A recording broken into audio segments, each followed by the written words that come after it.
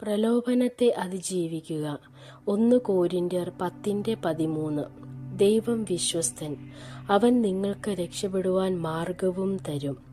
പ്രലോഭനം ഓരോ വിശ്വാസിയും നേരിടേണ്ടി വരുന്ന ഒന്നാണ്.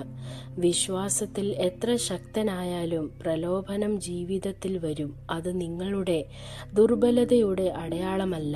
യേശുവിന് തന്നെയും പ്രലോഭനം നേരിട്ടിരുന്നു. എന്നാൽ പ്രധാനമാണ് നാം അതിനെ എങ്ങനെ നേരിടുന്നു എന്നത്. 1 കൊരിന്ത്യർ 10:13 ബൈബിൾ നമ്മോട് പറയുന്നു, ദൈവം വിശ്വസ്തനാണ്, അവൻ നമ്മെ സഹിക്കാൻ കഴിയാത്ത പ്രലോഭനം നേരിടാൻ അനുവദിക്കില്ല. നമ്മെ രക്ഷിക്കുന്ന ഒരു മാർഗം അവൻ എല്ലായ്പ്പോഴും ഒരുക്കും. ഈ വചനം നമ്മെ ഓർമ്മിപ്പിക്കുന്നത് പ്രലോഭനത്തെ നേരിടുമ്പോൾ നാം ഒരിക്കലും ഏകാന്തരല്ല എന്ന്.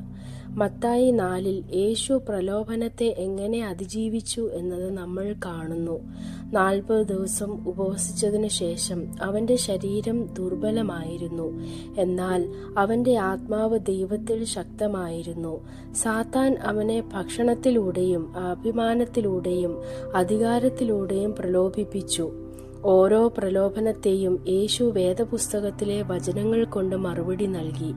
ഇതിലൂടെ ദൈവവചനം ശത്രുവിന്റെ വഞ്ചനകളെ തോൽപ്പിക്കാൻ ശക്തമായ ആയുധമാണെന്ന് കാണിക്കുന്നു. യേശു തന്റെ സ്വന്തം ശക്തിയിൽ ആശ്രയിച്ചില്ല, അവൻ പിതാവിന്റെ സത്യത്തിൽ വിശ്വസിച്ചു. പ്രലോഭനം സാധാരണയായി ചെറിയ കാര്യങ്ങളിൽ നിന്നാണ് തുടങ്ങുന്നത്. സാത്താൻ പലപ്പോഴും പാപത്തെ നിരപരാധമായതുപോലെ ആകർഷകമായതുപോലെ കാണിക്കും. അതിനാൽ നാം ജാഗ്രതയോടെ ഹൃദയത്തെ കാത്തു സൂക്ഷിക്കണം. പ്രലോഭനത്തെ അതിജീവിക്കാൻ ഒരു പ്രധാന മാർഗം ദൈവവചനത്തിൽ ഉറച്ചു നിൽക്കുന്നതാണ്. ദിവസേന വേദപുസ്തകം വായിക്കുകയും പഠിക്കുകയും മനസ്സിലാക്കുകയും ചെയ്യുമ്പോൾ പ്രലോഭനത്തെ തിരിച്ചറിയാനും അതിനെ പ്രതിരോധിക്കാനും നമുക്ക് കഴിയും. യേശു എഴുതിയിരിക്കുന്നു എന്ന് പറഞ്ഞപ്പോൾ അവൻ നമ്മെ അതുപോലെ തന്നെ സത്യത്തിൽ നടക്കാൻ വിളിക്കുന്നു. പ്രാർത്ഥനയും പ്രലോഭനത്തിനു എതിരെയുള്ള ശക്തമായ ആയുധമാണ്. ദിനംപ്രതി ദൈവത്തോട് ശക്തിക്കായി അപേക്ഷിക്കുന്നത് ദൈവത്തോടുള്ള ബന്ധം ഉറപ്പിക്കുകയും നാം ഒറ്റയ്ക്കല്ലെന്ന് ഓർമ്മിപ്പിക്കുകയും ചെയ്യുന്നു.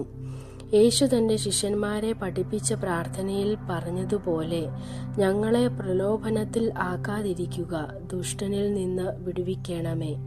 പ്രാർത്ഥന നമ്മുടെ മനസ്സിനെ സജ്ജമാക്കുകയും ശത്രുവിന്റെ വഞ്ചനകളെ തിരിച്ചറിയാനുള്ള ജ്ഞാനം തരികയും ചെയ്യുന്നു.